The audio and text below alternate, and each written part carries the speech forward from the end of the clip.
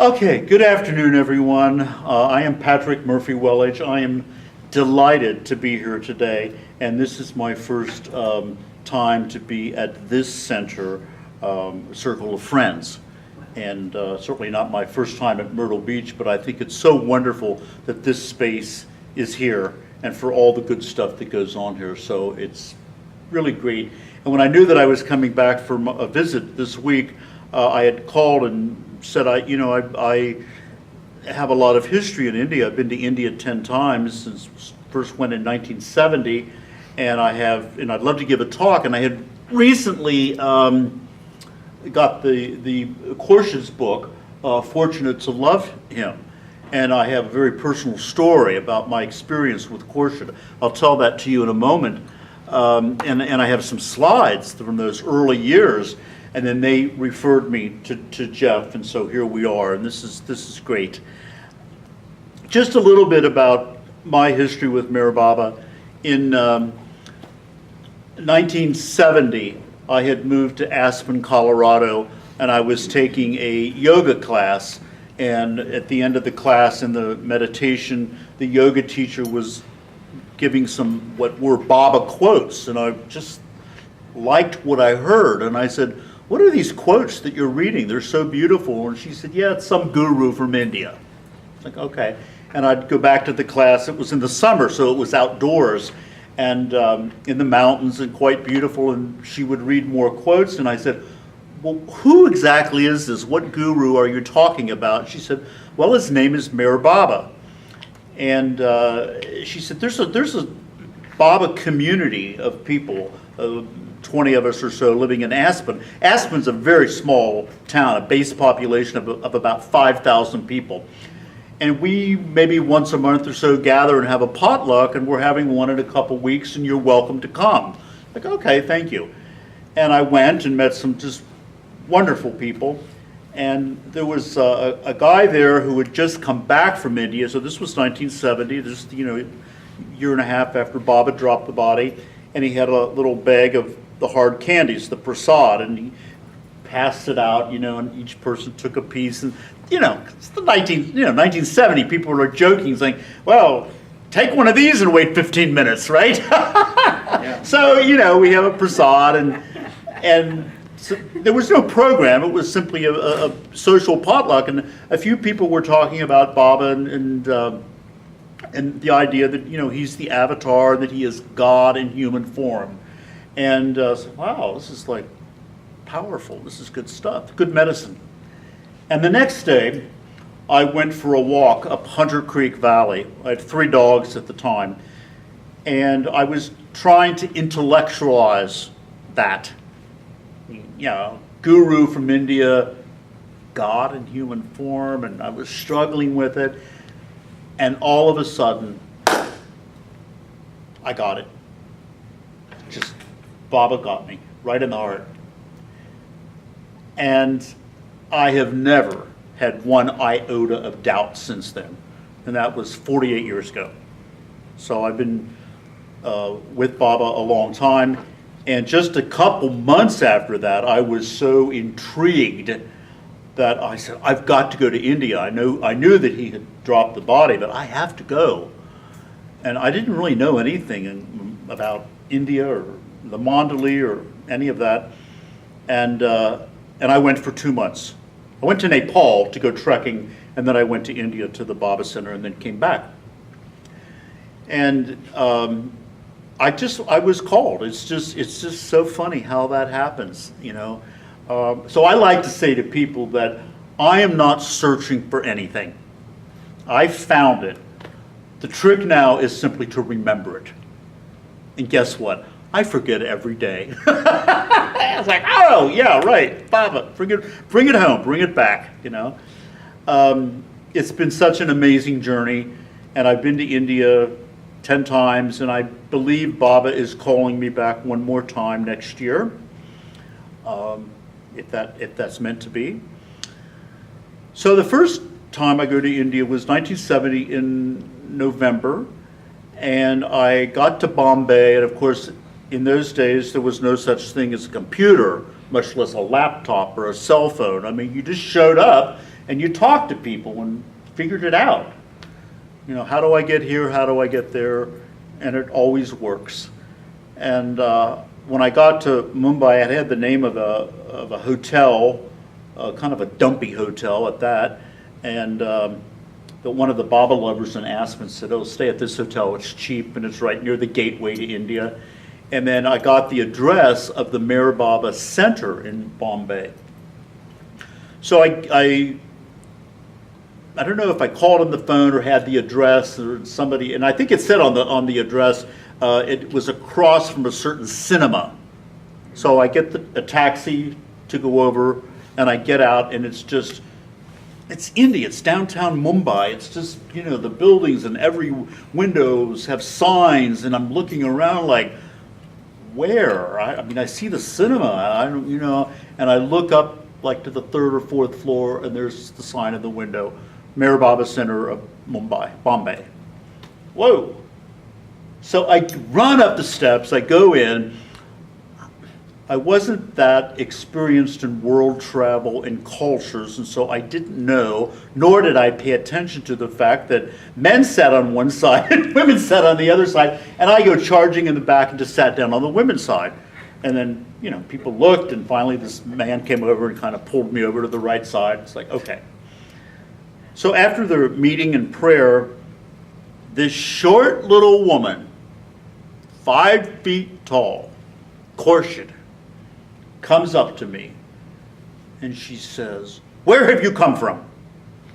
And I said, "Well, I'm from the United States, from Colorado." "And you've come here to see Baba?" I said, "Well, yes, in a day or so I'm going to go to Ahmednagar." "Where are you staying?" I was like, "Well, I'm staying at this hotel." "You go over there right now and gather your things, and you come back here, and you will come and stay at my apartment, and then I will take you to Ahmednagar on the bus in 2 days." Okay. So I go back and I get my stuff and I come back, and she's waiting for me. We go to her apartment. She was just so lovely. And the next day I had, you know, some business to go to the bank or whatever, some business to do. And I said, and she said, "No, just go out there and get on the bus and you get off downtown, and then when you come back, you know, look for this whatever sign, and that's where you get off, and that's my apartment's right across, you know, from the bus." And I said, "Okay, I'll be back about 5 o'clock." So I got back about 5 o'clock. It was, I recall, a pretty big apartment. I don't know who all lived there. And I went up the steps and went into the apartment. 5 o'clock, it was kind of getting dark and no lights were on. And it's like, and I didn't want to make too much noise if somebody was sleeping. I just, you know, went in and hello, and nobody's around. And there was a balcony, and the door was cracked, and I looked out, and there's Korshed just sitting on the porch. And I said, "Oh, I'm back." I said, "I hope I haven't been keeping you waiting for me." She said, "No, it's no problem. I've been sitting here taking Baba's name." Okay. And now we will go across the street and have dinner because we leave tomorrow very early. So we go have some dinner, and next morning quite early we get up, and she just charges through the crowd and has all these bags that she's carrying and had packed a lunch, and she's just this fireball. And it's like, I have no idea who this woman is, but I'm with her. I'll have what she's having, right? And we get on this crowded bus, and people are screaming and yelling and the whole thing. And it's like, and it's about a 6-hour bus ride to Ahmednagar. And we get to the trust office, and I'm checking in.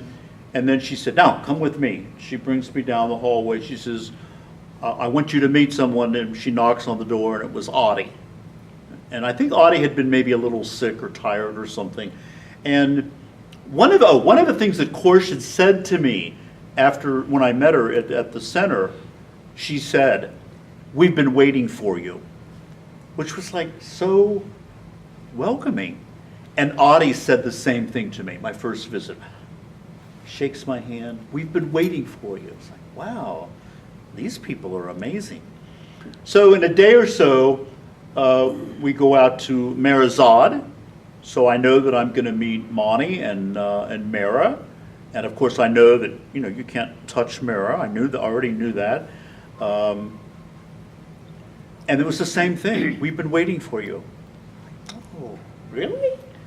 Yeah. And Korshed introduces me, and I was very, very blessed because Mara gave me one of Baba's hairs, which was like, wow. Like, I don't know, maybe this happens to everybody that comes. I didn't quite know. Now, as I was reading this book about Korshed and her life with Baba and Korshed's parents, and I believe she was about 12 years old when she first met Baba and was with him her entire life. I think she lived to be about 89 years old. And one of the things that struck me, certainly from Korshed, but all the mandali, was this immense sense of hospitality. Baba had just dropped the body the year before. I think they were all overwhelmed. They weren't used to, being a kind of a public persona, dealing with all these people coming from around the world. It was a bit overwhelming, and they were also in grief, and they were trying to make sense of it all. And yet, I think the best way that they knew how to continue Baba's love was through hospitality. And they were so gracious. I couldn't believe how welcomed I felt. These were like my aunts and uncles. I remember when I first met Monty, she gives me this little kiss on the lips. She kissed everybody on the lips. Just so tender, so loving. Like, oh, these people are amazing. For several years, I had no idea who Korshed was. I just thought she was kind of this crazy old Baba lover that lived in Bombay. I didn't realize she was like the number 2 woman disciple. And years later, when I went back, maybe it was in the 90s or something, she had died. She's buried right outside of Baba's tomb. There's Mara, and then Korshed's grave. She's like, whoa. She was a power player. This tiny little woman yelling at me was like, Korshed. What's interesting too, and when I'm going to, in a few minutes, show some slides from the early 70s, I don't know why, I never got a picture of her that I took, I wish I had, and I did see her once or twice after that, but it was brief. There wasn't a whole lot of, she did her job. She got me from Mumbai to Ahmednagar. She took care of me in Mumbai, got me there. And how did she know that? How did she know?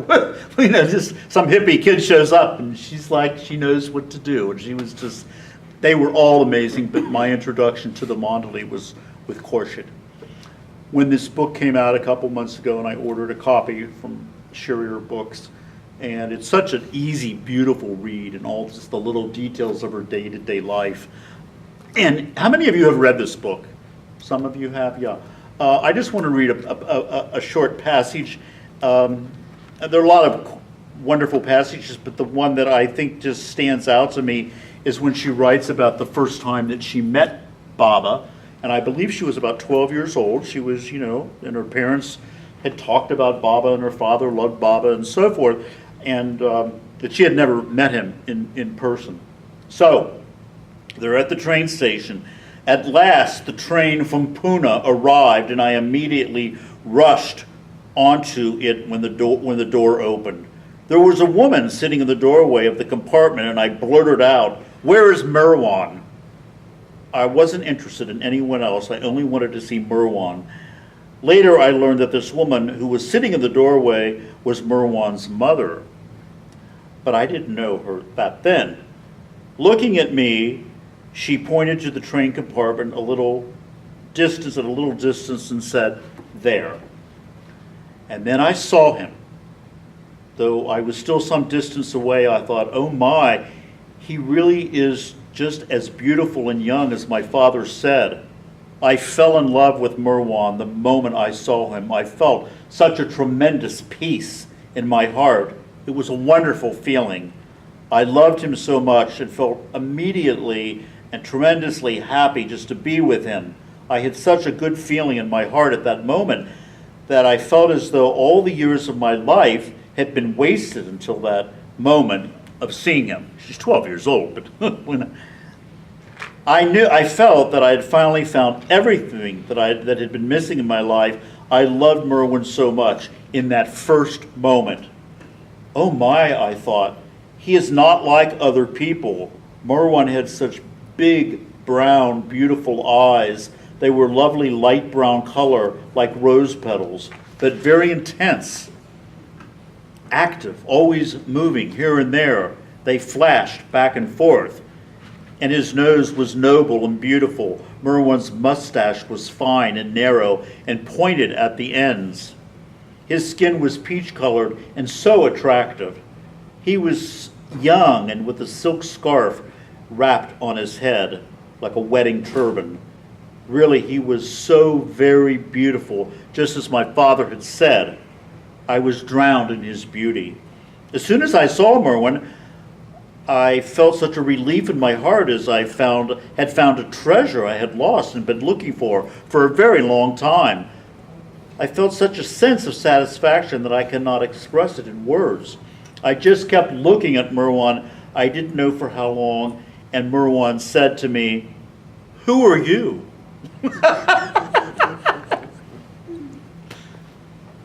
So, Korshed was Baba's gift to me. Which year was it? Which year was it? When she wrote this, Which year when she met Baba? when she first met Baba on the train, she was 12 years old, and she would have to do the math quickly. Wait a minute. I can do it because I wrote that in the back. She was born in 1910. So Okay. it would have been Baba is still 1922, talking now. and Baba was still speaking. Yeah. And he stopped speaking in 1925. So she had 3 full years with him, in hearing his voice and his singing. So I guess what I just really wanted to throw out, not really, I don't have any answers to any questions, but I just, I would love just to share any commentary that anyone has, because I believe that the essence of what the mandali were about, and I think what that we ought to be about, is hospitality. I think that's just such a great word, hospitality. It's welcome. And even when they're kind of, in her kind of brash, harsh, yelling way, she was so beautiful and welcoming. It was just like, oh, okay, yeah, whatever you say. Because I knew I was home. In my heart, I knew I was home. I had no idea who she was. I didn't realize that, she was a very important mandali. I was very blessed. But I just wondered if anyone had any thoughts about, or even just an experience that you might want to share with any of the mandali in relation to your experience of hospitality. And it could be from, the 70s or later on. Any thoughts on that? She welcomed me into her house. Can you speak up a little? She welcomed me into her house. Korshed? Yeah. Yeah. I came to the trust compound and did not know what to do or where to go. Yeah. I waited. The Merbad was not open. Right. And so I had to wait around for the offices to open. So I asked somebody, I said, "Is Erich available?" And they said, "Well, yeah, he's here, but he's busy." Yeah, yeah. You're kind of like, we would really rather you didn't disturb him. And so I thought, well, what to do? And then I thought about it and I said, oh, Korshed. And immediately when I thought that, I knew, yes, that's it. Yeah. That's it. So I went over there and I said, knocked on her door. Come in, come in. Have you had anything to eat? Yeah. Yeah. Aisha, come fix something. Yeah. Yeah. Amazing Yeah. hospitality. That's how, and what year was that about when you met her, or when you met It'd approximately? probably be in the 90s. In the 90s? Early So 90s. she was older then? and- Yes, oh, yeah. Was she living in Ahmednagar at that point, or? Yeah, she was in okay. the trust compound. Okay, yeah. That's why I was Right.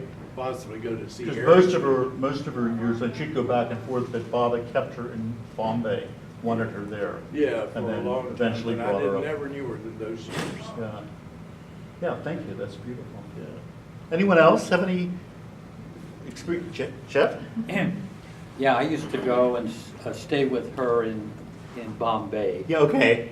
And there was that Priton restaurant that was across the street. That's probably the same restaurant, Same yeah. place that we'd eat, and then we'd go on to Ahmednagar, Yeah. and yeah, she was adorable, Uh-huh. you know. So, and I used to. Well, there was one time when it had rained so badly in Ahmednagar that you couldn't go out. You couldn't make it to out to Mehrabad. You Mhm. couldn't stay at the Pilgrim Center. Mhm. There was a dip in the road that was completely washed out. So I was stuck in Ahmednagar, and so I got a fellow named Tom Fortson, and I got together with her every evening for dinner for about a month. And she began with her story from childhood. I mean, it's right from this book. From childhood, and then the next, you know, her teenage years, and her first time of being with Baba, living at Lower Mehrabad, just a few women, and all the way up to her life. It was. And she had in her personality, she was a tough little girl and a tough little woman, and she was sassy, and she challenged Baba, and she challenged everybody. She was just this feisty little character, and Baba just perfectly handled her, of course. Yeah. Yeah, she was a She trip. would say things to Baba that Mara was a little bit too shy to say. Yes. You know, Yes. if Mara and the women wanted something, They'd ask Korshed. They'd ask Korshed, and Korshed would be the one to bring Yeah. and deliver it to Baba. Yeah. Because she would say, you know, we don't get to see you. Yeah. You know, you're seeing all the boys, what about us? You Yeah. know, and she would just be very Yeah. upfront with Baba. Or she'd say to Baba, why do I have to do that? Just very kind of defiant, you know? Yeah. It's like, because you need to obey me. Yeah. Any other either stories or experiences or thoughts about hospitality? Because to me, and I said to Jeff on the phone, I think that's really what I want to share with you today. Patrick, I would like to say something. I would like to say something. Please. I just want to say how much I appreciate the hospitality that I've received at the Baba Center, and Jeff inviting me over for lunch to eat with everyone, and this really amazing woman, Annie, who just said Baba told her that I didn't celebrate my birthday enough, and she pulled out a piece of cake with a candle, and they all sung me happy birthday, and she was right, because I didn't really do anything on my birthday this year, and didn't have a cake or anything like that, and it really just touched my heart. So I've just received nothing but hospitality here, and I just want to say thank you to you all. Thank you. Yeah. This is Caleb's. I brought Caleb with me, and this is his first visit here, and I hope not his last. And that must be Haley, right? And you'll see him more, and yeah, it's just people are blown away just how nice people are, and I think that trickles down from Baba, but also from the mandali. That's the tone that they set, you know, and just they would do anything to make you feel welcome. And even again, in their kind of like harsh, sassy way, that came with the package. That made it more fun. You know, and I remember Korshed on the bus just yelling at people. That's what you do in India. If you want to get in line or something, you're not polite about it. You just push and shove and yell, and everybody else is doing the same. And it's like, oh, okay, well, good deal. Yeah. Well, let's look at some of the slides. This is just a compilation. I think it's about 25 slides from 1970, 71, 72, maybe 73, the first couple visits. And of course, that's in the tomb, this is the original ceiling that was painted. But of course, now it's been repainted and redone. It's similar, right? It's similar, but it's just needed. But it's all gray Yeah. now. It didn't have some of the color in these faces that you have there. Okay, we can go to the next one. And you'll see different mandali and people. And of course, I always include some pictures of Baba. I believe this was right outside of his tomb. I'm pretty sure where that frame picture was. Okay.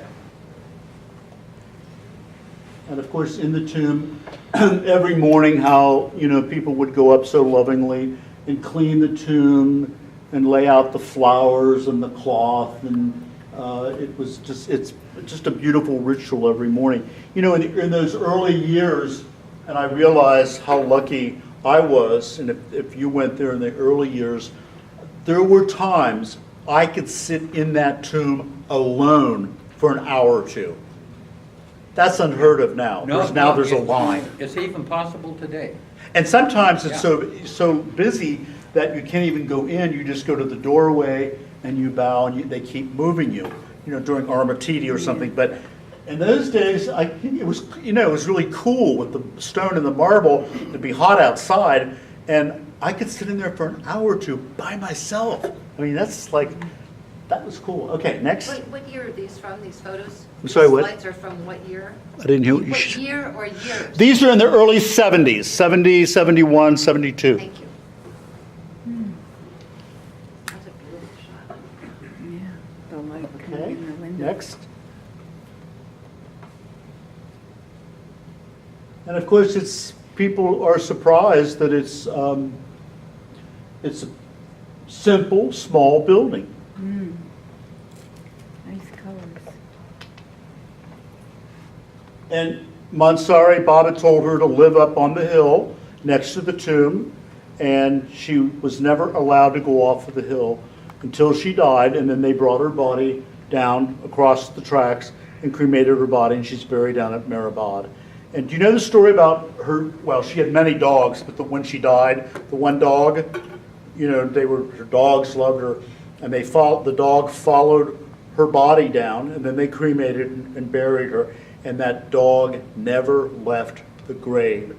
And a couple days or a week later, it died right there at her grave. Go ahead, the next one. And of course, Mansari was probably shorter than Korshed. I mean, just this tiny little, and always smiling and laughing. And again, the hospitality. Is that you? Is that you? That's not me. No, that's my No. friend John from Aspen. I've not seen him in a long, long time. Oh, Muhammad. Yeah. Muhammad the Mosque. Now, he was pretty old then. I don't know how old, but he was pretty calm because, when he was younger, he could be quite violent. He could throw things and hit you and all that. So, but he was, there was no conversation other than you'd say Jai Baba, and maybe he would mumble Jai Baba. Muhammad is a 6-plane mosque, and Baba had worked with him all of his life. I mean, he's just on that threshold of stepping into the 7th plane. Okay, next. Yeah. Yeah, I mean, so, who knows what's going on in the mind of a mosque, right? And he would go over and just turn the water on and turn it off, whatever that was about. Or he had this big, metal ball. He would just push it, 6 inches or something. Did he have a pot up there with a lid on it? The what? Did he ever have a pot that he left on the porch with a lid on it and with the ball on That top? sounds familiar, yeah. Yeah. I think so. Okay. That's kind of a rare photo of him because he didn't really interact much with people. So for him to to get his attention and for him to smile was a treat. Okay. Padre. Well, this is a great story because this was in November, I believe, and my friend John, who was in the other picture, we came from Aspen, and it could be cold, and so he had this down jacket, and Padre thought that was so funny, so he put the jacket on. He just laughed and laughed. He had never seen a jacket like that, big and puffy, and didn't weigh anything. And he just thought it was the funniest thing he had ever seen. Okay, next. And these two women were the cooks at Mehrabad, or two of the cooks. And they would have, the food was very simple and very good, and they fed all the pilgrims, of course. Okay. And this woman also either was a cook or she cleaned at Mehrabad, and she lived in a village not far away. Very poor, but she just had such an elegance and grace about her, and just her presence there. Yeah. Okay. Oh, well. Oh, wow. Far out. Fred and Ella. Yeah. So Fred and Ella were a longtime couple of devotees, lovers of Baba. Of course, he died first, and then she ended up working at the center here for many years, and then when she passed on. But because they were so together, Fred and Ella, Baba called them Fred Ella, one word, Fred Ella. And the rooms were really simple. I mean, this was bare bones kind of stuff. Okay, next. There, that's good. Oh, nice Oh, picture. They were lovely, lovely. Nice picture. There's a guy here that kind of archives these.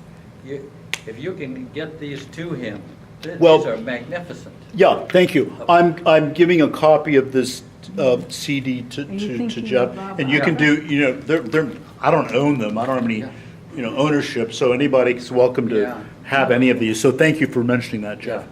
Yeah. Okay, next. Look at that. Sarosh, remember Sarosh? Yeah. Sarosh was the guy that owned the canteen right next to the trust center. Yeah. And this was like the Indian mafia.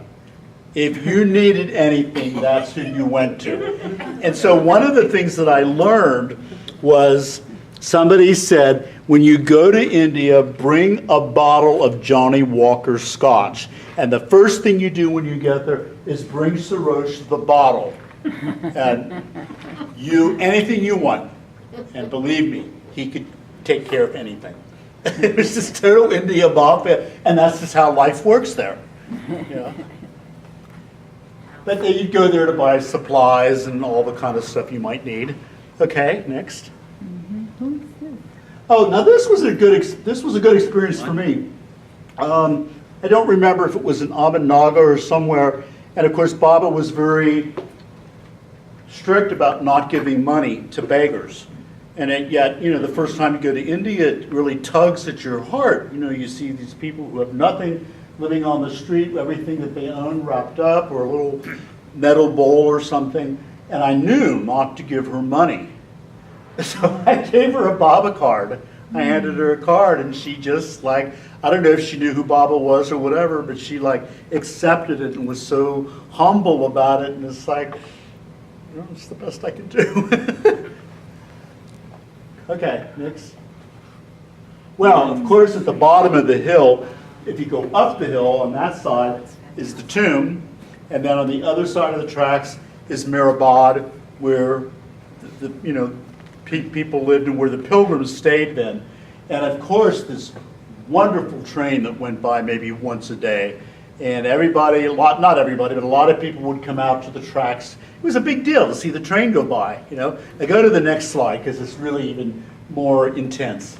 Yeah, look at that. That's a train. I love the paint job. I love that black smoke billowing out of it, and you can see all the coal in the coal car. And trains in India, well, I would say, if you're young, go third class, have the experience. If you're a little bit older, you might want second or first class. But at least once you got to go third class. I remember one time on one of my first trips on a train, you're crowded in with people, crowded on these little benches. And I got up and squeezed through, and people are sitting on the you know, the aisles and everywhere. And I squeezed through to get to the bathroom, and there was somebody sitting in the bathroom. So like, you know, motion to get out so I could, you know, use the bathroom. And I do, and when I go back to my seat where I was sitting, 2 people are sitting. It's like, too bad. Okay. Okay, next. I wouldn't recommend third class. Yeah. Not even if you're very, very young. You're so pampered. Marizad, of course, is on the other side of Nagar. That's where Baba's house is, and the compound where he and that's Pendu sitting on the porch. And again, just the hospitality and the kindness were just like, oh. Okay, next. Okay. Eric, young Eric. Yeah, Erich. Erich was like Baba's right-hand man. It was just Erich was right there, did a lot of the translating. Well, so did Audie. They both, yeah. Yeah, Erich was awesome. Okay, next. Where's that taken, do you know? I don't know. I don't remember. It's like a trip, like, because usually when Eric would take a stick, that was when you were taking a little excursion somewhere. Maybe. I don't, Yeah. but I don't recall where that was. Yeah, okay. Was it Cock? Alba. Aluba. Oliva. Yeah. Served the tea every afternoon. Comfort tea. Okay. Money. Monty handing Mara. something to Mara.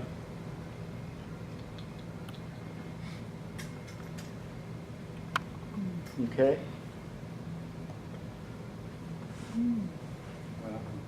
Nice picture. You know, again, my first time there, I didn't know what to expect, and I mean, of course, I knew that a man could never touch Mira, but I was surprised how close I could sit to her, because I thought, well, maybe the protocol is you have to sit 5 feet away or something, and you could sit right next to her. It was just like you couldn't touch her hand or anything. I mean, she handed me some things, that was okay, but no, we could never touch. But it was very intimate and very comfortable, not like, oh my gosh, what if I accidentally touch her? It was just it didn't happen. It wasn't a big deal, it didn't happen. Okay, next. Beautiful. Rare photograph. That's on the porch. Yeah.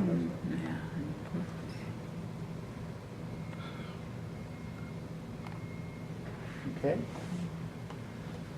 Oh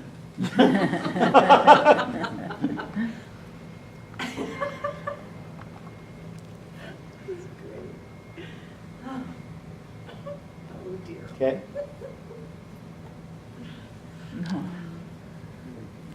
Beautiful. You know, looking back now, not long ago, somebody put on one of the Mayor Baba posts on Facebook, and maybe you've seen it, a video of when Mara first went to the tomb, when Baba was laid out in the tomb, the very first time she went in with the other women mandali, and just, she took that very hard. She was just in this immense grief. And so this photo was taken, you know, a year or two later. I mean, the pain of that loss was still there, and yet people like me and thousands of others were showing up, and it's like, well, Baba's still here. You know, they knew that, even though, you know, the form wasn't there, but he was there. And she just radiated this love. And she was just amazing. I was very, very blessed to have met her. Yeah. Okay.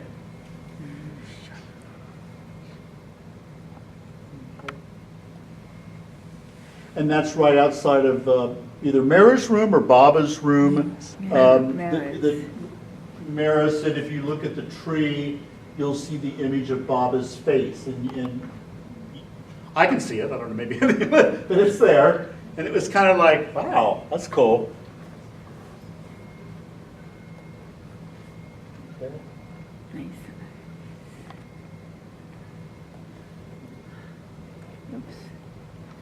Okay. I think that might be it. Is that the end? And I believe that this may be the last one. I'm Yeah, I pretty think sure it it might is be. actually. Yeah. Yep, that's it. So there you have it.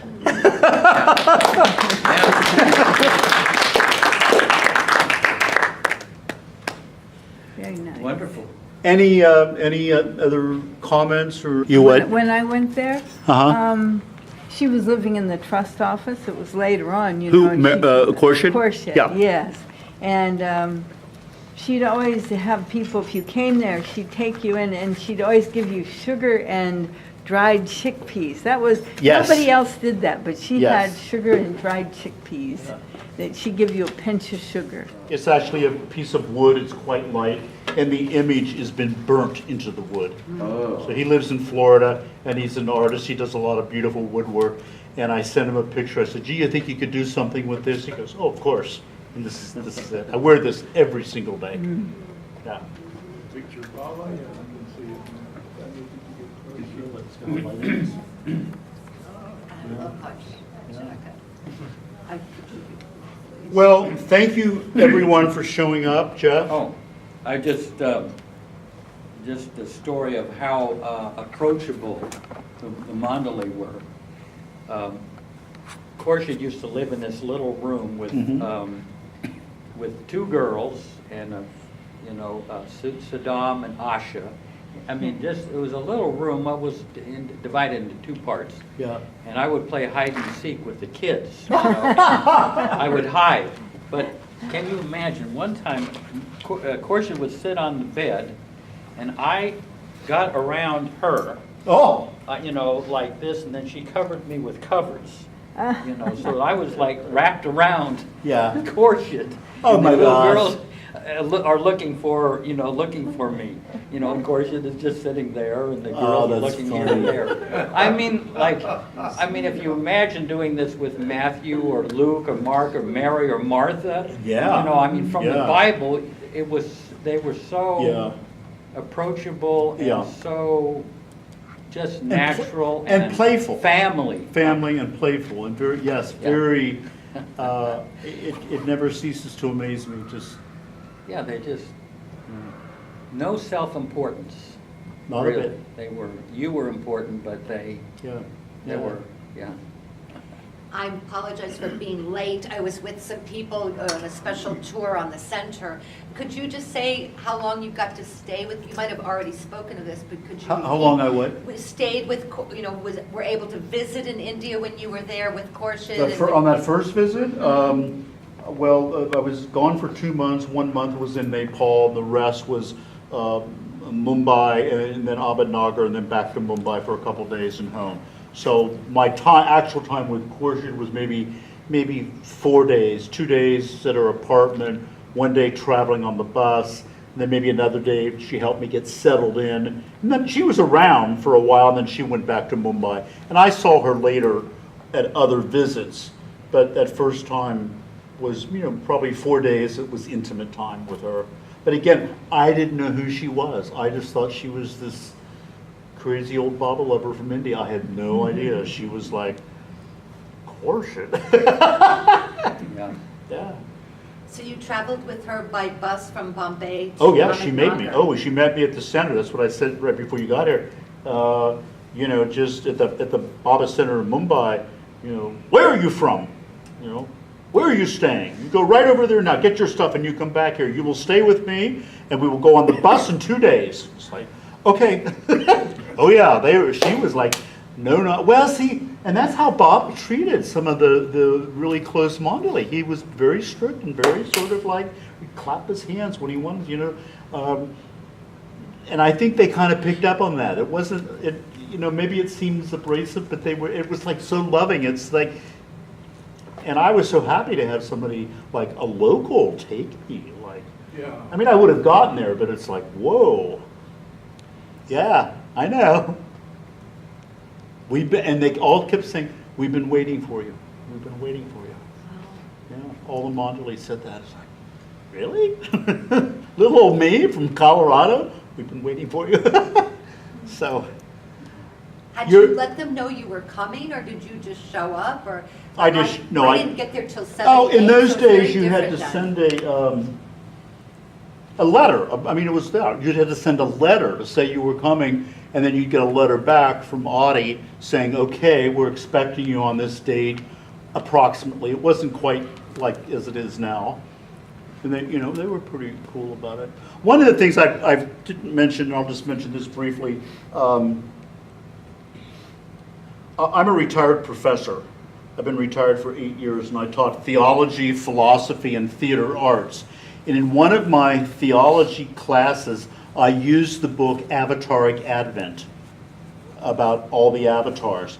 And the title of the course was Prophets of Nonviolence. So I just said, hey, check this out, kids.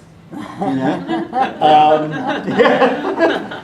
You know, I'm not here to tell you what to believe. I'm just here to challenge your thinking and why do you believe certain things and not, you know, just that's what a professor does. So I don't care what you believe. And some of them were just offended that, like, you'll like this one. I'll never forget. Now, this was at a Catholic Jesuit university. But the Jesuits are pretty cool. They're very cool, in fact.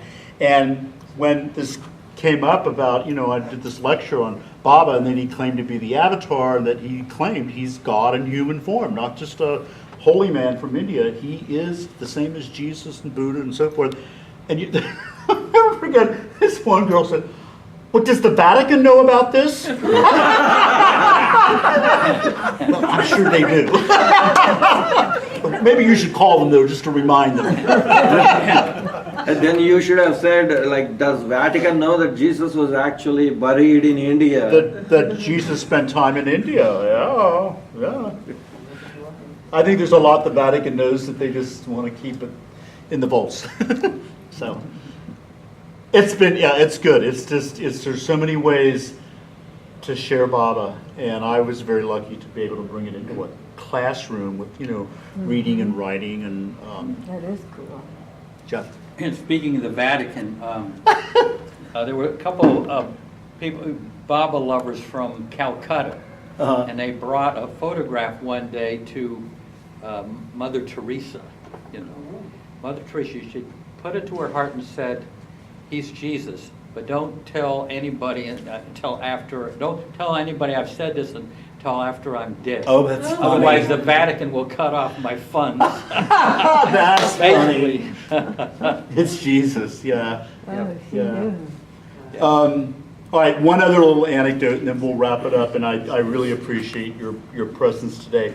I don't know if any of you have heard of Richard Rohr, a wonderful Franciscan. He's written numerous books, gives retreats. He's just